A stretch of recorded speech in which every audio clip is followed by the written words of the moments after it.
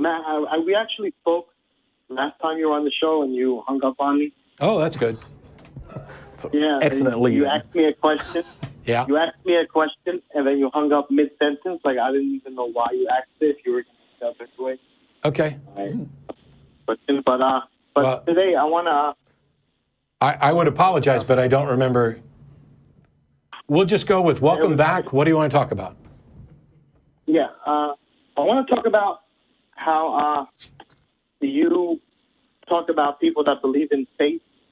You said faith is a lack of evidence or lack of good evidence. So actually, I said faith is the excuse people give for believing something when they don't have a good reason. Because if you believe something and you have a good reason and somebody asks you why, you give the good reason. You don't say, I take it on faith. Okay, so you stated many times, I have actually 4 episodes, maybe there's more. You said that there are no gods. You diverted from the default position. So unless you have evidence for that, then you, Matt, believe on faith.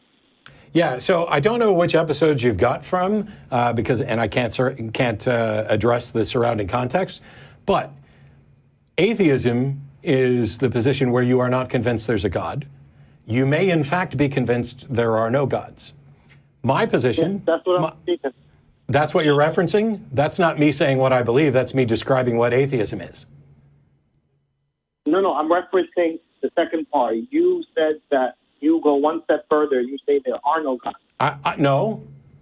I would be interested in this because I think, and I'm usually pretty cautious in how I actually phrase this. It's possible in the 14 plus years I've hosted the show that there have been mistakes. Actually, I guarantee you there have been loads of mistakes. But what I'm telling you now is not necessarily that I am convinced there are no gods. It's that I am not convinced there are any gods. And for some definitions of God, I am convinced those gods don't exist.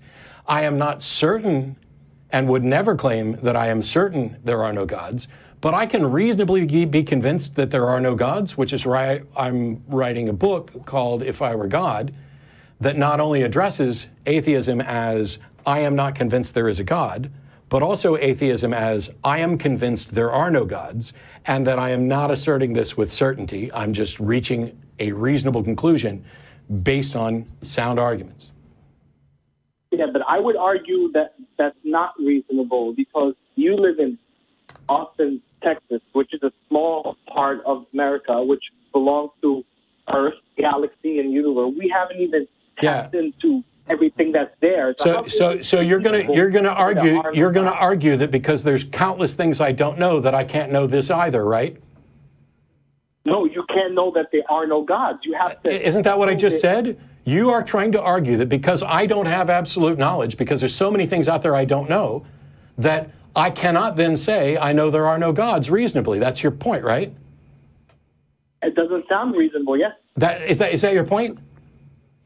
Yeah, because I'm not saying I know there are no gods. I'm saying I may believe there are no gods, which means I may be convinced that this is the more reasonable thing. That doesn't require absolute knowledge of anything. That is an assessment based on the world as I understand it and the lack of evidence for a proposition and evidence against a proposition. It's not a position of absolute certainty, and it's not a position of knowledge. I didn't assert any knowledge. I talked about what I believed and was reasonable about it. It is unreasonable for you to say that my belief is unreasonable because I don't have absolute certainty or because I don't have complete knowledge of the universe. That is what's unreasonable. Okay, this is where I have a problem with that because knowledge is not really important to me because people don't wait till they have knowledge. I agree. Now you're quoting me. According to their belief. Quoting me more accurately than you did before. Yes, and people wait. Yeah, and there was this guy that called in. He said he believes in the unfalsifiable God, and you gave him a great answer. You said, "Why would you believe that?" And he said, and you told him because it's harmful. And you said, "Who do I harm by believing that?" You said, "For one, to harm yourself." And said, there's a problem here, Jacob. Yeah. The proposition "there are no gods" isn't unfalsifiable. It's falsifiable.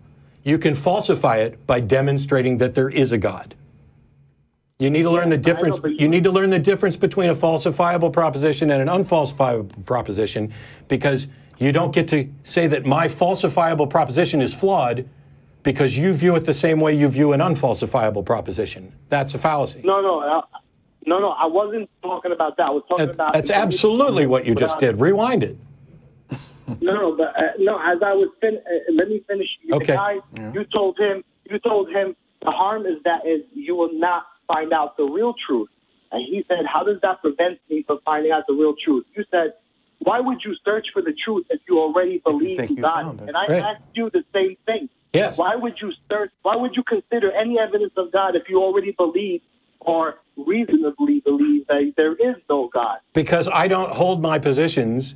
I hold all of my positions as tentative and subject to revision based on new evidence. So if somebody presents an evidence for a God, that would potentially falsify my position. I'm not going to hold an unfalsifiable proposition, is my point. Yeah, but isn't it safer to say, you know what, I don't have evidence. Yes, So which is what I've said countless times. So what you're doing is you're cherry picking one thing and you're trying to portray it as if I said something else. I did not say I know there are no gods.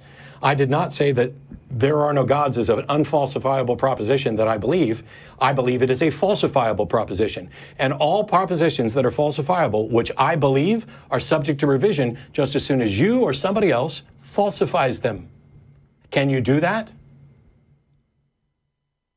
Not right now, not during the phone call, but okay, I'll Do you know when you can do it? Because you could call back then. Yeah, I mean, it's hard to do it over the phone, but if you want to have like a structured debate one day, we could do that. But I think I've had countless of them. How many of my opponents do you think were just miserable failures who didn't understand the arguments? I didn't watch all these. I watched maybe a couple of your debates. I didn't watch all of them, so I don't know. But well, unlike Jordan Peterson's fans, I'm not going to require you to watch and listen to everything I've ever said. But if there was a God, how do you think you would go about demonstrating that this is the case? If there was a God, through his scripture, through his prophets. So what counts as scripture? Because the fact that a book says something doesn't demonstrate that it's true, right? And is that the best method to demonstrate your existence? I mean, you've got your scripture, somebody else has got their scripture. Sure. What is it? How could you possibly demonstrate the truth of God through some writings? Yeah. I mean, it depends on the writer, but I don't really want to go into. I think you answered my question very good. I really thought you believed that there are no gods, and we addressed that. Next I do. time, I would call in prepared. I would call in prepared to speak on the scripture. I will be here every week this month. I'm sure that if you prepare and call in, you can present an argument for the existence of God. I will. Thank you very much. You did answer my question. I will try to give you advance warning.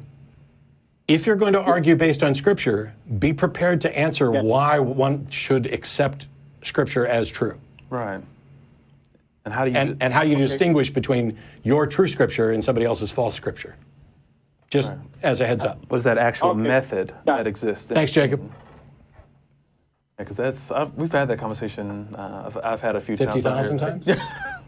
Quite a few on this show. But if you do have those two scriptures, okay, we have these two monotheistic Bibles or scriptures, whatever the book it is, but how do you actually go about discerning which one is true, which one actually, if these are two completely separate deities that are being proposed in these two, how do you go about discerning which one is the correct one? And then what about the thousands of others that are just waiting to see that? So how do we go about, so what is our method we use to determine that truth value of these? John Loftus has actually talked about, he has the outsider's test for faith, which I think is a great both name and kind of model, and that is, there are many things that people within a faith are going to find convincing because they already believe. When I was doing the Canada tour, I got a chance to meet